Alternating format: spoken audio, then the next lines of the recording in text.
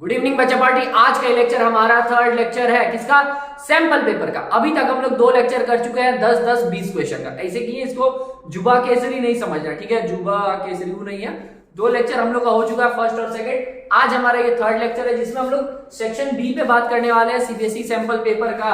ये CBSE sample paper, ठीक है, इसका आज इसमें हम लोग को 7 क्वेश्चंस कर रहे हैं जिसमें कि कोई भी 5 बनाना होता है, ठीक है? इसमें और करके आता है, इसलिए इसमें हम लोग को बनाना 5 ही रहेगा, लेकिन हम 7 का 7 बता देंगे क्योंकि दिक्कत नहीं होना चाहिए, भाई को दिक्कत नहीं होना चाहिए, ठीक है?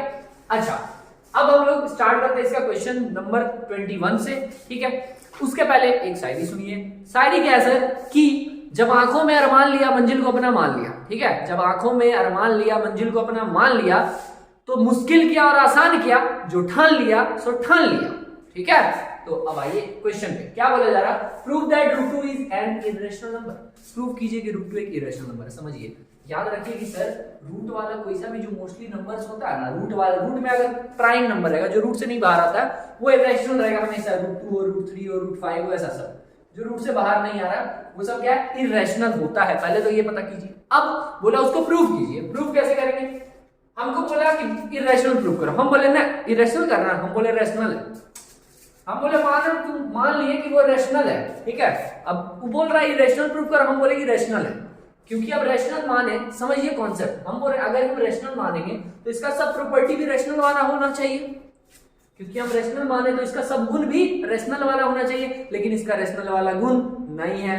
तो क्योंकि अब इसका रैशनल वाला गुण नहीं है तो हम बोलेंगे क्या कि ये रैशनल नहीं है। तो क्योंकि रैशनल नहीं है तो ये इरेशनल हो जाएगा। क्लियर है? ओवरऑल ऊपर बात समझ में आया? क्वेश्चन में आता है, हम लोग अज्यूम किए कि सर ये इरेशनल नहीं है, ये रैशनल है। रैशनल क्या? Root 2 is a rational number. क्योंकि रैशनल होता है तो उसको हम p by q के फॉर्म में लिख सकते हैं। सुनिए, रैशनल नंबर का डेफिनेशन ही होता था एक ऐसा नंबर जो कि p by q के फॉर्म में होता है। क्लियर? अब उसमें हम साइड में क्या लिख रहे हैं? p and q और कोप्राइम। कोप्राइम का मतलब समझ लीजिए, अगर हम कहीं पे लिख रहे हैं 12/10 तो ये क्या रैशनल नंबर है? हाँ, एकदम है। लेकिन देखिए, इसको जब हम सिंपलेस्ट फॉर्म में कट कुट करके लिख देते हैं ना 6/5, अब ये और कट नहीं सकता है। अब ये और कट नहीं सकता मतलब क्या? अब इन दोनों में जो कॉमन फैक्टर है वो बस 1 है। मतलब कि अब हम 6 × 1 / 5 × 1 बस लिख सकते हैं। इसमें कॉमन बस 1 ही है, उसके अलावा और कोई भी कॉमन फैक्टर नहीं होगा। तो उसी को बोलते हैं हम लोग को-प्राइम नंबर। को-प्राइम नंबर का मतलब क्या होता है? Any two number which have only 1 is as a common factor, ठीक है? कॉमन फैक्टर बस 1 होगा। तो हम लोग समझ गए कि ये क्या है? इन दोनों में कॉमन फैक्टर बस 1 होगा, मतलब ये दोनों बस 1 से ही डिवाइड होगा, इसके अलावा और किसी नंबर से डिवाइड नहीं हो रहा। अरे भाई, जैसे 6 है, 6 क्या होगा? 1 से डिवाइड होगा, 1 के टेबल में आएगा, लेकिन क्या? ओके, हाँ, मतलब सेम और कोई भी नहीं। जैसे 6 2 से तो हो जाएगा डिवाइड, ठीक है, लेकिन 5 2 से नहीं होगा। 5 जो है 5 से हो जाएगा, लेकिन 6 नहीं होगा। मतलब दोनों जो है एक सेम नंबर से नहीं होगा, 1 के अलावा अब किसी से नहीं होगा। क्लियर? अच्छा, अब बढ़े हम लोग आगे रास्ता में। क्यों बोलते हैं यहाँ 0 नहीं है, ठीक है?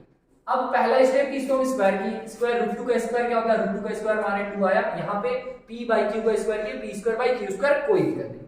रूट 2 का स्क्वायर 2, p² / q², ठीक है?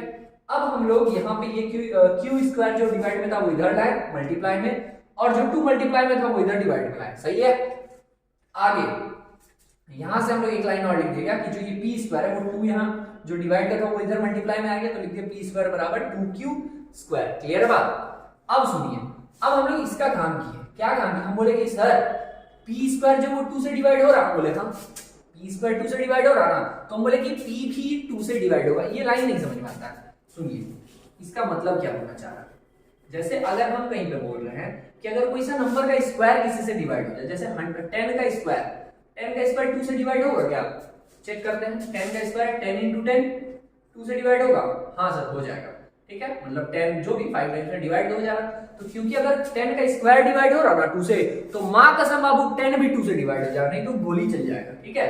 10 भी क्या होगा? 2 से डिवाइड होगा, और डिवाइड होकर कितना आ गया? 5 आ गया। क्लियर है? बात समझ में आ रहा? तो अगर किसी का स्क्वायर हो रहा है 2 से डिवाइड, तो वो भी 2 से डिवाइड होगा। तो वही हम लोग यहाँ पे किए कि अगर लिखे क्या p² is divisible by 2, so p is also divisible by 2। Hindi में समझा देते हैं बाबू, जो कौन कौन होगा यहाँ पे, कौन समझ रहा हो नहीं समझ रहा हो, इसलिए हम बता देते हैं, ठीक है? सबका इंग्लिश मेरे जितना अच्छा नहीं होता, समझो क्या? p² is divisible by 2, so p is also divisible by 2। तो p भी 2 से डिविजिबल है। ओके, तो हम लिखेगा कि p/2, p को 2 से डिवाइड किए होंगे तो कोई तो नंबर आया होगा। जैसे यहाँ पे 10 को किए थे तो 5 मिला था, तो कोई तो नंबर मिला होगा। अब हमको नहीं पता वो क्या, हम उसको क्या लिख देंगे? के क्या, के इज एनी कांस्टेंट, कोई भी कांस्टेंट हो रहा हो, ओके। अब क्या किए, 2 यहाँ डिवाइड में था, इसको इधर भेज दिया मल्टीप्लाई में, तो p इक्वल्स टू 2k आ गया, ठीक है। अब आगे लिख रहे हैं ऑन स्क्वायरिंग बोथ साइड, फिर दोनों तरफ स्क्वायर किए, तो यहाँ पे p का स्क्वायर हो गया 2 का स्क्वायर 4 और k का स्क्वायर k स्क्वायर, यहाँ तक सही है।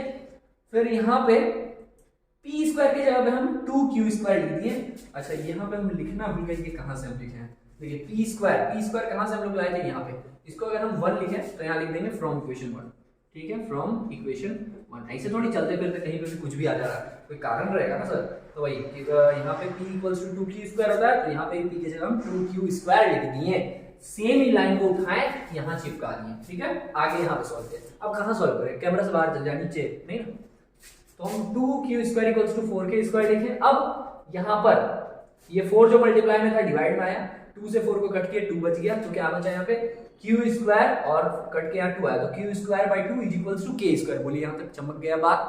आगे q square is divisible by 2, q square जो वो 2 से डिविजिबल है, तो सेम वही चीज की, क्योंकि 10 का स्क्वायर अगर 2 से डिवाइड होगा तो 10 भी 2 से डिवाइड होगा, सही है, तो वही लिखे हम q square is divisible by 2, so q is also divisible by 2। अच्छा रुको, यहाँ तक कुछ झोल हो गया, क्या हुआ समझो। हम लोग माने थे क्या कि ये रेशनल नंबर है, क्योंकि ये रेशनल नंबर है तो ये को प्राइम हो गया, पी और क्यू। को प्राइम का मतलब हम क्या बताया था कि दोनों नंबर जो होगा ना वो सेम नंबर से नहीं डिवाइड होगा, मतलब बस 1 ही है जो दोनों में कॉमन फैक्टर, बाकी और में कोई सेम नहीं रहेगा। लेकिन हम सॉल्व करते करते बातें बाद में क्या हो गया कि यहाँ पे p 2 से डिविजिबल हो गया, लिख दिया ना कि p इज डिविजिबल बाय 2, और आगे सॉल्व किए तो लिखिए कि q is also divisible by 2, मतलब p भी 2 से डिवाइड हो रहा है और q भी 2 से डिवाइड हो रहा है, जबकि ऐसा हम लोग माने थे कि डिवाइड तो नहीं होना चाहिए। तो यहाँ पे क्या हुआ, it contradicts the fact that p and q are coprime. तो ये क्या कर रहा है, कॉन्ट्राडिक्ट कर रहा है बात को। कॉन्ट्राडिक्ट मतलब होता है विरोध करना, अपोज करना बात को। हम लोग बोल तो दिए कि कोप्राइम, लेकिन कोप्राइम वाला बात मान नहीं रहा, ठीक है। p and q are coprime जो हम लोग मान रहे हैं वो गलत है, so our assumption is wrong. जो हम मान के चले, क्या मान के चले कि ये रेशनल नंबर है, ये गलत है। तो भैया रेशनल नंबर नहीं है तो क्या है, √8 इरेशनल नंबर है। बाप रे, हाँ समझ गए। अब आइए आगे बोला गया ABCD से पैरेललोग्राम दिख रहा है, ABCD पैरेललोग्राम है, ठीक है। P divides AB in the ratio of 2:3। जो पॉइंट P है वो इसको 2:3 में बांटा, मतलब 2 पार्ट इधर और 3 पार्ट इधर, ठीक है सर। और क्या बोला, and point Q divides DC in the ratio of 4:1। और जो ये Q पॉइंट है वो DC को बांट रहा है 4:1 में, मतलब 4 पार्ट इधर हो रहा है और 1 पार्ट इधर। अब देखिए कहीं ना कहीं 2 पार्ट इधर 3 पार्ट इधर, टोटल यहाँ पे भी 5 पार्ट, 4 और 1 5 पार्ट, सही है, समझ में आ रहा है। तो हम लोग, और वैसे भी हमको पता है कि इसको दोनों को जोड़ के जो, अगर हम x मानते हैं 2x और 5x, तो इन दोनों का लेंथ को जोड़ के जो 5x आएगा उसका लेंथ, और यहाँ पे 4x और 1x को जोड़ के जो आएगा टोटल 5x, वो दोनों भी सेम आएगा, क्योंकि ये जो साइड होता है AB और DC वो तो इक्वल ही होता है। तो क्योंकि साइड्स इक्वल होता है सर, तो उसका रेशियो भी उस केस में इक्वल हो जाएगा, ठीक है। अब समझिए करना क्या है, आगे बोला prove that OC is half of OA। Prove करना कि जो ये OC है ना वो OA का आधा है, OA का ये आधा है। देखने से नहीं लग रहा, थोड़ा इग्नोर कीजिए, मास्टर साहब मैथ के मास्टर है, ड्राइंग के नहीं। अब तरीका क्या रहेगा, प्लानिंग क्या रहेगा, सुनिए। हम इन दोनों ट्राइंगल्स को कर देंगे सिमिलर प्रूफ। जैसे ही सिमिलर प्रूफ करेंगे तो हमको पता है सिमिलर होने के बाद साइड का रेशियो इक्वल होता है, सही है। साइड का रेशियो इक्वल कैसे बोलेंगे, हम बोलेंगे इसका जो ये 1 पार्ट 1 है और ये जो है 2 के बराबर है, ठीक है। तो इन दोनों का रेशियो ले लेंगे और इन दोनों का रेशियो ले लेंगे, बोलेंगे इक्वल है, फिर उस तरह से सॉल्व करके आ जाएगा। क्वेश्चन नंबर 1, गुरुजी इन दोनों को सिमिलर कैसे प्रूव करेंगे। अरे बहुत आसान है, अगला ये एंगल और ये एंगल क्या होगा, इक्वल होगा। कैसे, वर्टिकल अपोजिट एंगल से। और कौन सा, उसके बाद कोई भी, ये एंगल और ये एंगल इक्वल हो जाएगा अल्टरनेट इंटीरियर से, क्योंकि सर पैरेलल है, पैरेलल में अल्टरनेट इंटीरियर से दोनों इक्वल हो गया। अब दोनों एंगल पे भी, मतलब एंगल पे भी हम लोग सिमिलर प्रूफ कर सकते हैं, तो ये दोनों हो गया सिमिलर। अब थोड़ा लिख दे रहे हैं फटाफट, कौन कौन सा triangle, in triangle AOP and triangle, इधर से अगर हम AOP लिए हैं तो वहां से हम COQ ले लेते हैं, ठीक है। COQ, कोई भी अलग अलग एंगल मत उठाइएगा, A जो होता है वो कहीं ना कहीं C के बराबर है, इसलिए इधर से AOP लिए तो यहाँ से COQ लिए, ठीक है। अब इन दोनों में हम लोग क्या लिखेंगे कि एंगल, पहले O वाले को लिख लेंगे, AOP is equals to angle AOP is equals to angle COQ, angle COQ। Reason इसका वर्टिकल है, अपोजिट भी एंगल भी, ओके। सेकंड ये वाला एंगल, ये वाला, इसको क्या बोला जा सकता है, QCO, angle QCO is equals to यहां से PAO, रीजन रहेगा अल्टरनेट इंटीरियर एंगल से, ठीक है, अल्टरनेट इंटीरियर एंगल से हो गया। अब दो तो एंगल भी मिला, सिमिलर हो गया, तो लिख दें क्या कि now triangle AOP is similar to triangle COQ। ये दोनों ट्रायंगल क्या हो गया, सिमिलर हो गया। कौन से प्रॉपर्टी से, तो लिखेंगे बाई एंगल क्राइटेरिया, ठीक है। क्योंकि अब सिमिलर हो गया तो हमको पता है कि साइड का रेशियो इक्वल होता है। अब साइड का रेशियो अगर हम लोग लिखना चाहते हैं, ज्यादा नहीं बचना है, जिसका काम है उस पर बात करना है, ठीक है। जैसे अगर हम यहाँ से ये साइड लिए, कौन सा AO पे ही बात हुआ है, OA बोल रहा वही हुआ। तो अगर हम यहाँ से लिए OA, तो इसमें अगर हम यहाँ OA लिए तो इसमें हम लोग OC ले लेंगे, ठीक है। और इसको बोलेंगे कि ये इक्वल है किसके, जो दिया हुआ है, ठीक है। पहले यहाँ AO लिए हैं, तो इस पहले हाँ OA लिए थे, तो इसमें फिर यहाँ पे तो ये ले लेंगे क्या, AP by CQ, AP by CQ। अरे समझ रहे हो भैया, क्योंकि सिमिलर प्रूफ करनी है ना, तो साइड का रेशियो तो इक्वल होगा, तो वही बस लिख रहे हैं साइड का रेशियो इक्वल। अब ये वाला भी लिख लेंगे, उसका जब जरूरत ही नहीं है क्यों भी लिखेंगे, ठीक है, उसको तो हमको प्रूफ नहीं करना। अब देखिए OA बाई OC, ये तो हमको प्रूफ कर रहा था, तो इसकी जगह कुछ नहीं, वैसा क्या वैसा रहने दीजिए। AP कितना है, AP दो पार्ट है और ये कितना है, एक पार्ट है। तो अगर हम लोग चाहें तो इसको हम लोग 2x टाइप से भी लिख सकते हैं, और यहाँ पे 1x, बट फायदा नहीं क्योंकि कैंसिल हो गया तो वहीं आ जा रहा है। अब प्रूफ क्या करना था, proof that OC is half of OA। OC जो है OA का हाफ है, OC जो है OA का हाफ है, ये लाना। तो हम लोग कैसे लाए हैं, ये 2 मल्टीप्लाई में डिवाइड, हाँ OC डिवाइड वाले को उधर भेज दिए, तो OA by 2 is equals to OC, यही प्रूफ करना था, हो गया, बात खत्म। OC is equals to OC is half of OA। समझ में आया क्या? आइए नेक्स्ट क्वेश्चन पे। क्वेश्चन नंबर 23 का हाल कुछ वैसा है कि भोली सूरत दिल के खोटे, क्वेश्चन बड़े और सॉल्यूशन बड़े छोटे, ठीक, बस ताम झाम है कुछ नहीं। देखिए ज्यादा इसको नहीं पढ़ते हैं, इसी में समझा दे। सर्कल है, यहाँ से 2 टेंजेंट ड्रॉ हुआ था, ठीक है। अब इसमें बस लेंथ जो दिया हुआ है उस पर बात कर ले, कहा गया PA है 10 सेंटीमीटर, यहाँ से यहाँ जो ये पूरा दिया हुआ होगा वो है 10 सेंटीमीटर। अच्छा, और अब क्योंकि PA 10 सेंटीमीटर है सर, तो PB भी 10 सेंटीमीटर होगा ना, क्योंकि length of tangent from same point equal होता था, ठीक है। और आगे क्या पूछ रहा है, बस ट्राइंगल PCD का पेरीमीटर, PCD इसका पेरीमीटर पूछ रहा है, कैसे बनेगा देखिए बात करते हैं। हम लोग क्या करेंगे, सबसे पहले जो दिया हुआ है उस पर बात करते हैं। गिवन क्या है सर, गिवन है PA अगर 10 सेंटीमीटर है तो लिखेंगे so PB is also 10 centimetre. Reason लिखना होगा ये सब एग्जाम में, ठीक है। रीजन लेंथ ऑफ टेंजेंट्स मतलब 10 तो आदमी ने, length of tangents from a point is equal, ठीक है। एक पॉइंट से लेंथ ऑफ टेंजेंट जो होता है इक्वल होता है, इसलिए PA जितना है 10 तो PB भी कितना है 10 है। अब समझिए एक बात, अब अगर ये यहां से यहां तक का पार्ट को हम लोग कैसे समझा दे, नहीं इसको वैसे नहीं लेके जाते। सुनिए, हम लोग बस क्या करेंगे ना, PA को क्या लिख सकते हैं वो सुनिएगा ध्यान से मेरी बात को। PA को हम PC प्लस CA लिखें, बोलिए PA को हम PC प्लस CA लिखें, कोई दिक्कत नहीं, कोई दिक्कत नहीं। अब देखो मेरे भाई, इस पॉइंट से 2 टेंजेंट है, C से एक CA और CE है, CA और CE, तो इन दोनों का भी लेंथ इक्वल होना चाहिए, क्योंकि हमको पता है सर्कल में सेम पॉइंट से कोई भी 2 टेंजेंट अगर ड्रॉ होता है टेंजेंट, तो लेंथ ऑफ टेंजेंट इक्वल होता था, ठीक है। तो हम बोलेंगे क्या कि सर CA और CE भी तो इक्वल है, तो इस अनुसार ये लिख दी हम। अब हम लिखेंगे पहला चीज ये, और दूसरा भी इधर लिखे ले रहा है क्या, PB, तो PB को हम लोग लिख देंगे PD plus DE, PD plus DB, ठीक है। ये हम सेकंड बोलेंगे, यहाँ पे कोई दिक्कत नहीं। अब हम लोग सेम वही बात, CA को यहाँ से हटाएंगे और DB को हटाएंगे। CA जो हो जाएगा वो CE के बराबर होगा, तो लिखेंगे क्या कि CA is equals to CB, पहला चीज।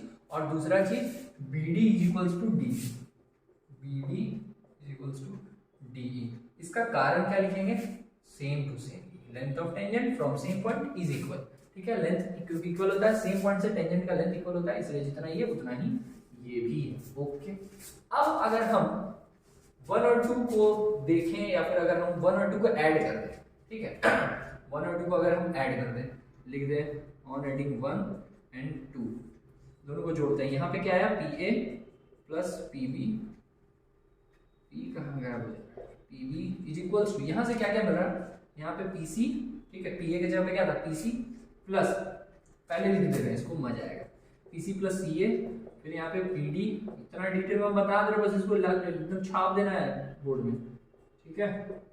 अब पी और पी बी, पी ए भी 10 था, पी बी भी 10 था, तो ये 20 हो गया। पी सी का वैल्यू क्या है, तो पी सी के जगह पे पी सी रहने दो, और सी ए, देखिए सर सी ए के जगह पे हम सी बी बोल सकते हैं ना, तो यहाँ पे बस सी बी कर दीजिए, ठीक है, मुझ पे इतना एहसान करना कि मुझ पे कोई एहसान मत करना। अब पी डी के जगह पे पी डी आ गया, P D plus D B, D B बोलिए या बी डी बोलिए, डी बी बोलिए, डी बी या बी डी सेम चीज है, लेकिन इक्वल किसके था, वो डी ई के, तो हम डी बी को डी ई के इक्वल बोल दिए। अच्छा, अब और आगे बढ़ाया जाए कार्यक्रम, 20 बराबर P C plus C B, कहां से कहां तक, पी सी प्लस, अबे क्या हो गया, सी बी कहा है, हम ऐसा लिख दिए, नहीं सी ए जो था वो सी ई के बराबर था, माफ कीजिएगा सर, सी ए जो था वो सी ई के बराबर था, ठीक है, बाकी तो सही था, सी ए जो था वो सी ई के बराबर था, ठीक है। अब पी सी प्लस सी ई, पी सी प्लस सी ई, और यहां से अगर हम लोग आ जाए सेकंड वाला P D plus D, P D plus D, तो देखिए ना ये पूरा मिलके क्या कवर कर रहा है, इसको हम लिख लें पी सी प्लस सी ई, और पी डी को जोड़िए क्या है, सी ई और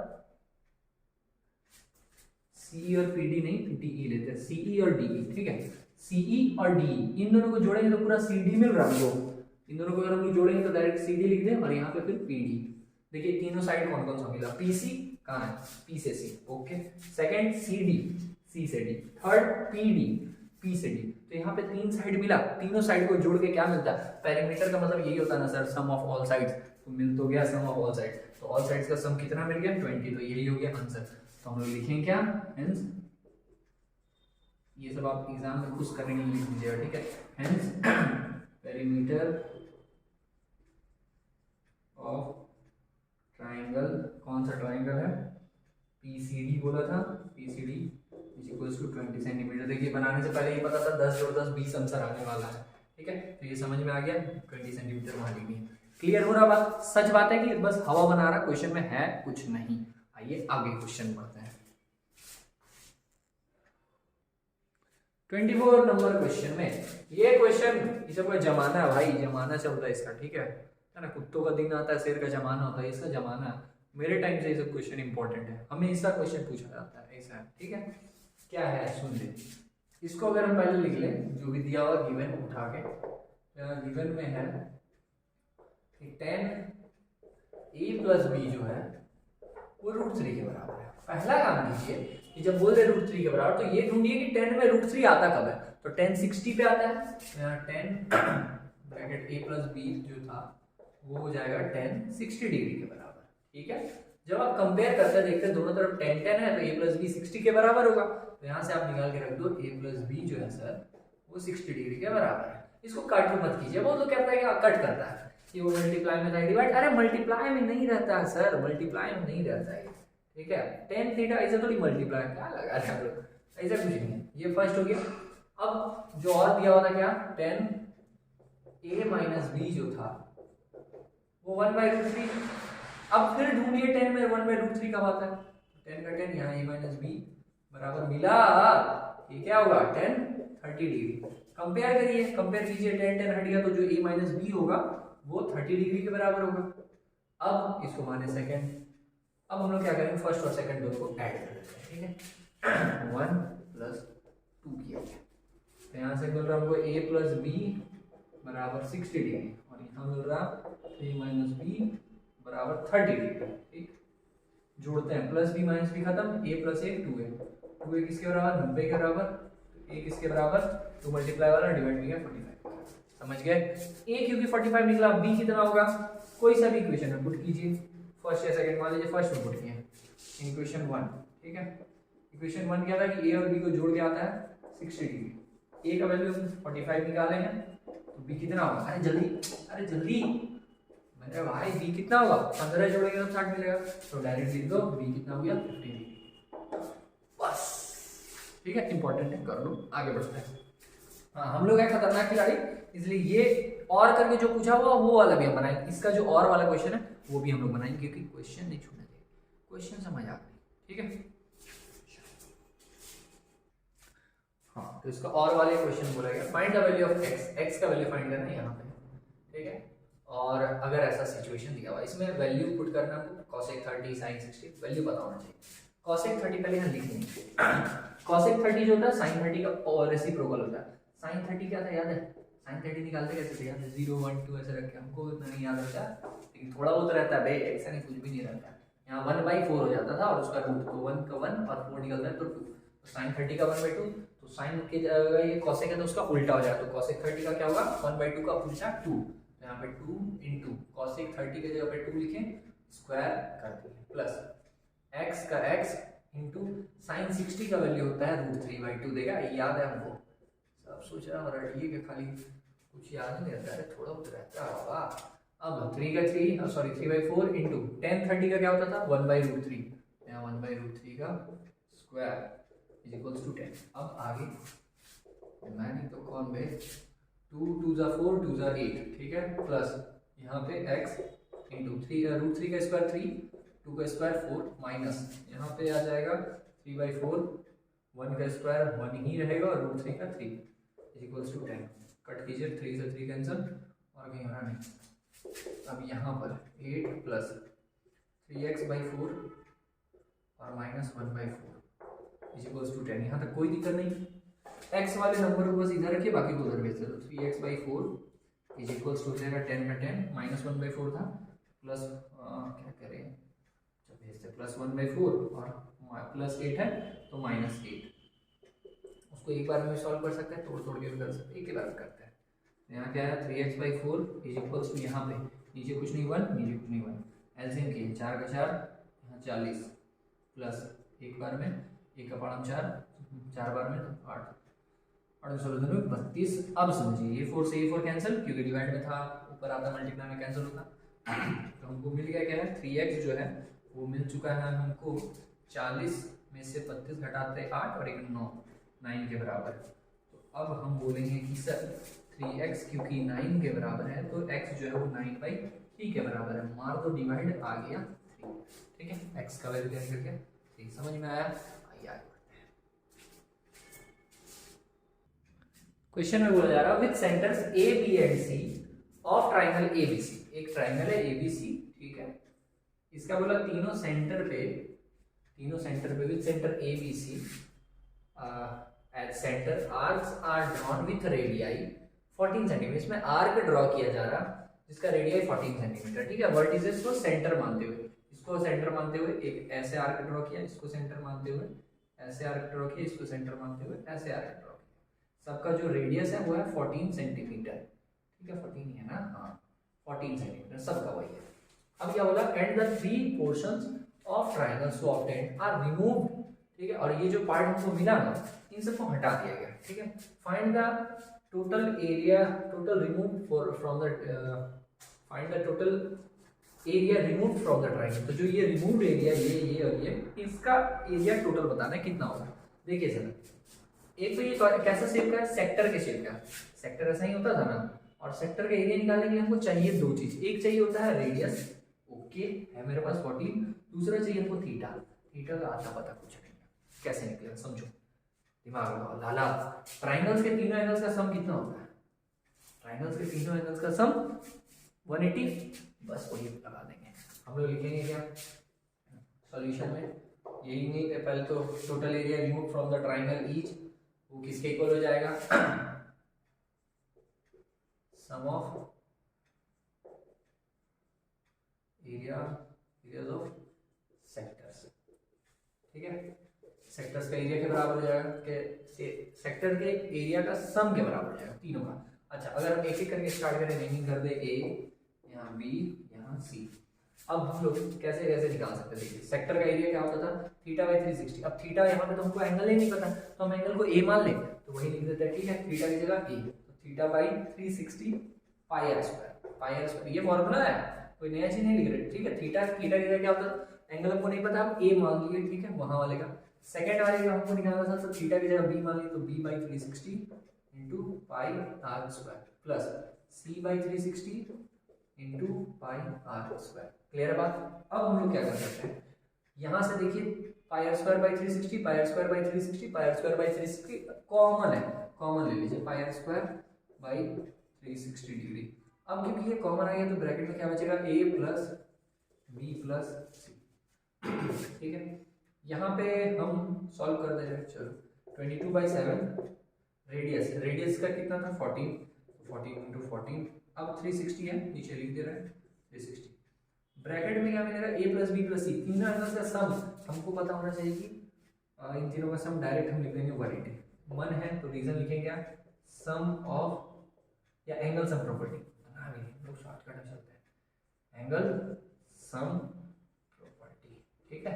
एंगल सम प्रॉपर्टी क्या होता था कि तीनों एंगल्स का सम 180 है, डायरेक्ट 180। अब 360 से 180 2 टाइम्स में कैंसिल हुआ, 2 से 22 11 बार में, 7 से 14 2 बार, अरे कैलकुलेशन खुद से कर सकते हो। तो अब यहाँ पे 11 गुना 2 गुना 14 और कुछ नहीं। अब हम लोग 11 2 22 इंटू 14 यहाँ इधर से करते जा रहे हैं, 11 14 2 28, ठीक है।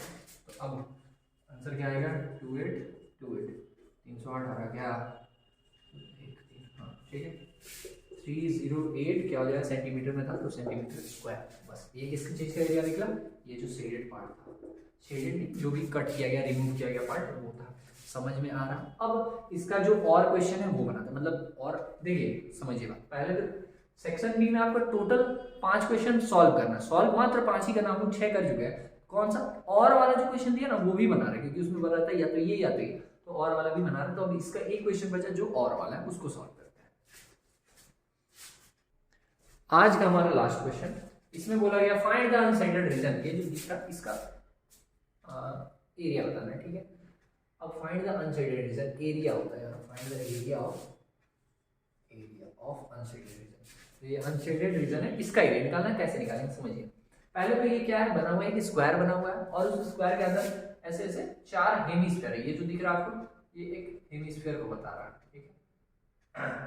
अब क्योंकि यहाँ पे ऐसे इधर हेमिस्फीयर बन जा रहा है और बीच में क्या बन रहा है कि स्क्वायर। देखिए बहुत ज्यादा भावना दिल पे नहीं लेना है फिगर को, क्योंकि थोड़ा सा चलता है, उसके लिए भूल चूक माफ करें।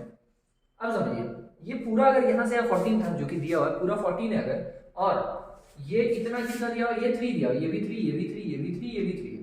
तो अगर ये पूरा 14 है और 3 यहाँ से और 3 यहाँ से हटा दे, मतलब कि 14 में से 6 अगर हम लोग घटा दिए, 3 इधर से 3 इधर से, तो बचा कितना 8। सही है बात मेरा। तो हम बोल सकते हैं कि यहाँ से लेकर यहाँ तक, यहाँ से लेकर जो यहाँ तक का ये पूरा लेंथ होगा ये 8 होगा, 8 सेंटीमीटर। अच्छा वैसे हम लोग यहाँ से यहाँ तक भी लेंगे तो 8 होगा। क्लियर। तो हम लोग क्या करेंगे, हम लोग ये मान के चल रहे हैं कि 2 यूनिट इधर रहा होगा और 2 यूनिट इधर, इस 8 में 2 यूनिट यहाँ रहा होगा, 2 यूनिट यहाँ, तो यहाँ पे बचा कितना 4 यूनिट। सोचने वाली बात है, अगर 2 यूनिट यहाँ और 2 यूनिट यहाँ, तो यहाँ 4 यूनिट, तो अब यहाँ 4 यूनिट मतलब इसका जो सर्कम डायमीटर हो गया वो 4, तो इसका डायमीटर 4 मतलब इसका रेडियस कितना 2। समझ रहे बात। जैसे अगर हम यहाँ से यहाँ तक 2 मान रहे हैं, देखिए वहां पे तो गंदगी हो गया,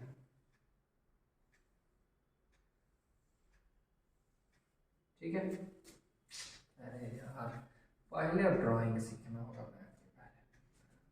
हम क्या बोल रहे हैं कि अगर यहाँ से यहाँ तक पूरा 8 है, इसको अगर आप मिला दीजिए, इसको अगर आप मिला दीजिए, बोल रहे पूरा यहाँ से यहाँ तक 8 है, तो अगर ये इतना 2 है और ये इतना 2 है, ठीक है, तो यहाँ से यहाँ तक ये कितना, ये 4, तब ना ये पूरा 8 होगा। अच्छा और वैसे ही अगर ये 4 है मतलब यहाँ से यहाँ तक ये पूरा 4 और ये पूरा 4 है मतलब डायमीटर 4 है, तो यहाँ से यहाँ जो ये रेडियस, क्योंकि ये भी रेडियस ही है, तो इसका भी रेडियस कितना हो गया 2, क्योंकि ये पूरा 4 था तो 2 इधर 2 इधर, तो इसका भी रेडियस निकला 2। और यहाँ पे अगर आप देखिए एक स्क्वायर मतलब 4 तो हेमिस्फीयर बना, 1 2 3 4, 4 हेमिस्फीयर बना। तो हम लोग इसका अनशेडेड जो हम लोग निकाल रहे हैं वो कैसे निकलेगा, area of 4 hemisphere, area of 4 hemisphere. ठीक है, 4 तो हम लोग लिए हेमिस्फीयर, इसके साथ और क्या, एक तो square plus area of square. ठीक है, स्क्वायर का एरिया जोड़ दिया। हेमिस्फीयर, हेमिस्फीयर है कितना 4, तो 4 इंटू हेमिस्फीयर का एरिया क्या होता था 2/3 पाई आर स्क्वायर। ठीक है, सही है ना, नहीं pi are square by 2, pi are square होता है पूरा स्क्वायर, स्क्वायर भी नहीं यार सर्कल होता है। अच्छा लग रहा अपराध हो रहा ज्यादा, अब 11 बजने वाले, इसीलिए एरिया ऑफ 4 सर्कल, 4 सर्कल का एरिया 4 से मल्टीप्लाई किया, 4 ठो सर्कल नहीं है, 4 ठो सेमी सर्कल है, 4 ठो सेमी सर्कल आपको जो बोल लेते हैं। ठीक है, 4 to semicircle, semicircle का एरिया क्या होता था पाई आर स्क्वायर बाई 2, इसको इसे काट दिया तो 2 आ गया, मतलब यहाँ पे 2 पाई आर स्क्वायर के बराबर आ गया। मतलब देखिए ना, एक ठो हेमिस्फीयर जोड़ेंगे एक सर्कल, एक ठो सर्कल जोड़ेंगे तो एक ठो सर्कल, सेमी सर्कल जोड़ेंगे तो एक सर्कल मिला, वैसे ही यहाँ इन दोनों को भी जोड़ेंगे तो एक कंप्लीट सर्कल मिलेगा। तो भैया ये 2 ठो सर्कल के बराबर आ गया, plus area of square, square का एरिया क्या होता था साइड का स्क्वायर, साइड इसका दिया हुआ कितना है, साइड दिया हुआ 4, निकाल लेते हैं हम लोग ये 4, क्योंकि ये पूरा 8, 2 इधर 4, तो बचा ये 4, तो इसका हम लोग साइड पता चल गया 4, यहाँ पे 4 का स्क्वायर सॉल्व करते हैं, 2 पाई 22/7 इंटू रेडियस, रेडियस कितना था 2, तो 2 का स्क्वायर 2, 4 का स्क्वायर 16। अब कुछ काट कुट हो रहा नहीं हो रहा, नीचे उठने तो 1, यहाँ पे सबको मल्टीप्लाई कर देते हैं, 2 दूनी 4, दूनी 8, और 8 को अगर 22 से मल्टीप्लाई कर दे तो 8 दूनी 16 का 6, 8 16 17, 6/7 प्लस यहाँ 16, नीचे कुछ नहीं तो 1।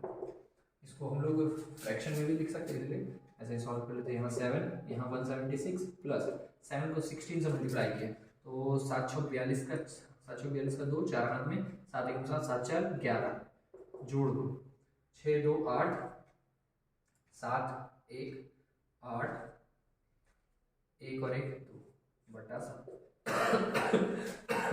288/7, इतना क्या आ जाएगा सेंटीमीटर स्क्वायर अनशेडेड रीजन। ज्यादा खुश है तो 288 को ये हम लोग 7 से डिवाइड कर लेंगे, कुछ डेसिमल वगैरह में नजर आ जाए, लिख देते ले आते हैं। 4 बार में ये आ गया 28, अब 8 डायरेक्ट एक नंबर आ गया, तो अब यहाँ पे ये 8 आ गया, एक बार में लगानी है, तो 7 आया 1, ठीक है, 1 बच गया, यहाँ डेसिमल यहाँ 0, तो एक बार में 7, यहाँ 3, यहाँ 0, 7 चौक 28, ठीक है, यहाँ तक आ गया। फिर अब 2 आ जाएगा, आगे सॉल्व होगा नहीं, उसको खींचते नहीं है ज़्यादा, 41.14 सेंटीमीटर स्क्वायर आ जाएगा अनशेडेड रीजन का। उम्मीद है आप लोगों को समझ में आ रहा है, नहीं अगर दिक्कत हो रहा कमेंट में बताइए। और लेकिन ये इंपॉर्टेंट है भाई, इसको सुन लो, ये इंपॉर्टेंट है एग्जाम के लिए, इसको सुन लो, इसको कर लो। और अगर कोई कामचोर लोग ऐसा इंसान है जो कि कल एग्जाम है या परसों एग्जाम वाला लोग देख रहा, तो बताओ कि कौन ऐसा भी इतना भी ज्यादा गिर सकता है जीवन में। ठीक है, तो इसको यहीं पे रखते हैं, मिलते हैं हम लोग नेक्स्ट लेक्चर में कल। अभी के लिए